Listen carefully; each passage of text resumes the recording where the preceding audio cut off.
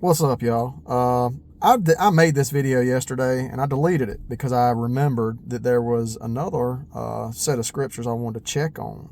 So this is a remake and I've actually added to it. I'm going to call this one, once again, I'm going to call it, This Can Only Be Found in the KJB, or the King James Bible.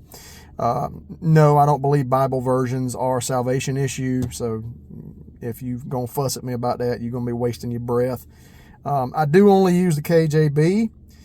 You don't have to. You do you, as they say. But there's a pattern here, and it's up to 6 now. I'm not saying that this is all of them, y'all. I got better sense than to say that. I may run across more later. I don't know that I'll delete the video again. I'll probably just add on to it. I probably maybe should have did that to start with, but I'm just going to go ahead and redo this. This can only be found in the KJB. There's 6 scriptures, sets of scriptures, I guess you would say, that come out to a number pattern, and all 6 can only be found in the KJB. Now, when I say that, I went on Bible Gateway, and there's a list of like 60, almost 60 Bibles, I think. English Bibles, just gobs of them, y'all. And now it's the King James Bible, King James Version, the Authorized Version, King James Bible. There's the 21st century one, and then there's the BRG, which is the blue, red, and gold letter, but it's a KJV. Those 4 all have these. The other Bibles do not. They either hit on one or a couple, and they miss on the rest. And this one I'm going to start out with today is Zephaniah chapter 3. Verse 8, Therefore wait ye upon me, saith the Lord, unto the day that I rise up to the prey, for my determination is to gather the nations, that I may assemble the kingdoms to pour upon them mine indignation, even all my fierce anger, for all the earth shall be devoured with the fire of my jealousy. For then will I turn to the people a pure language, that they may all call upon the name of the Lord to serve him with one consent. That's 84 words, 77 plus 7. What is significant about 84?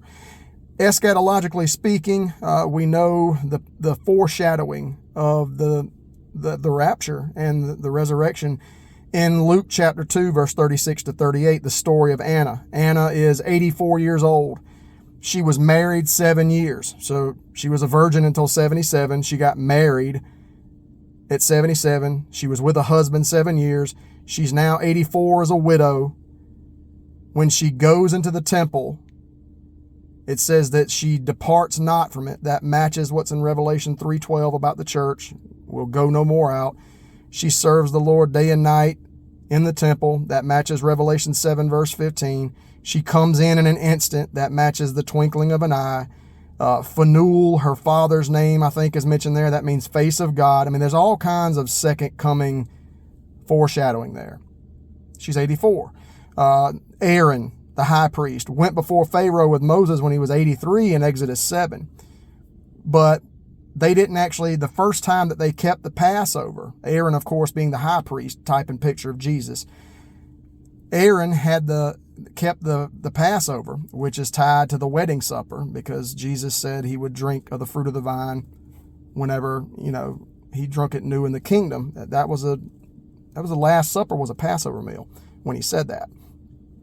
But Aaron kept the Passover with Israel the first time after they left Egypt. It was a year later in the wilderness. He was 84 then. Well, high priest, 84, 77 plus 7. That's pointing towards seals, trumpets, vials, is what that's doing. But Passover, wedding supper, Israel, church, out of Egypt. They were outside of Egypt. Well, guess what? They were outside of this world. That's rapture, resurrection right there. So anyways, also Emmanuel, spelled with an E in Matthew chapter 1. The cumulative alphabetic value of that is 84. But anyways, I want to move on now.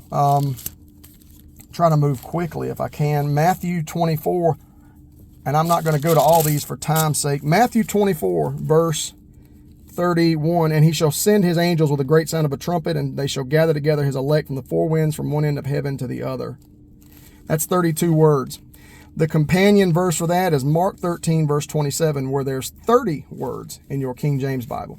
And the companion verse for that in Luke is Luke 21, verse 28, your redemption draweth nigh verse. That's 22 words there. You add those 3 sets of word counts up, you get 84 or 77 plus 7. So that's combining the 3 Gospels. That's Zephaniah and the Gospels. That's 2. Now we got what? We got 4 more, I believe. I got to move. I don't want this to be too long.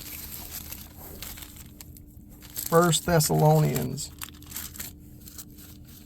I always need a map whenever I'm going through this thing sometimes. Verse 15. Now, if you start here, for this we say unto you by the word of the Lord, that's kind of a no-brainer, right? That's kind of like a rhetorical statement. But the description of the actual event starts here with that we which are alive and remain unto the coming of the Lord shall not prevent them which are asleep. That's part of the description of the event. And verse 18 is just an admonition of comfort. So if you start here, that we which are alive and remain, and you go through verse 17 here, that's 84 or 77 plus 7 words in your King James Bible. I'm about to lose this thing over here, y'all. 2 Thessalonians chapter 1, verse 7. I'm sorry if y'all getting dizzy. And to you who are troubled, rest with us. Really, when do we rest? When the Lord Jesus shall be revealed from heaven with his mighty angels in flaming fire, taking vengeance. So it's a description again. And this description ends with that day at the end of verse 10. Again, when that day is told to us by the actual word count here.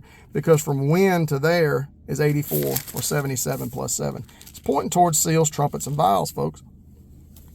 Revelation's not chronological. It repeats itself. That's why Christ still has not come back at the 6th vial, or at least he's speaking that way to people on earth who still follow him. 2 Thessalonians chapter 2, the first 3 verses deal with his return, because verse 4 starts talking about the Antichrist. But the first 3 verses deal with his returns. 84 words in the King James Bible, 77 plus 7. In verse 2 here, day of Christ is words 27, 28, and 29. You add those up, you get 84 or 77 plus 7. So that's 6 examples right there. And I've got, I'm going to keep digging, but the only Bibles that all 6 of these hit right in is the King James Version. And I don't think that's a coincidence. I mean, y'all can, again, you read what you want to, but you're never going to convince me that that's a coincidence, because that number is significant. As I told you before about Anna and about Aaron, it's an Emmanuel. I mean, it's almost like his signature. But I just find it a little bit ironic how, you've got these folks who, they're big on the King James Bible, but almost all of them that I've seen teach dispensationalist heresy. And, you would never probably get them to see this and be like, oh, well, maybe I've been wrong. I'm sure they would have some excuse, but ultimately, like I said, Christ returns at 777. And that's what this is pointing to.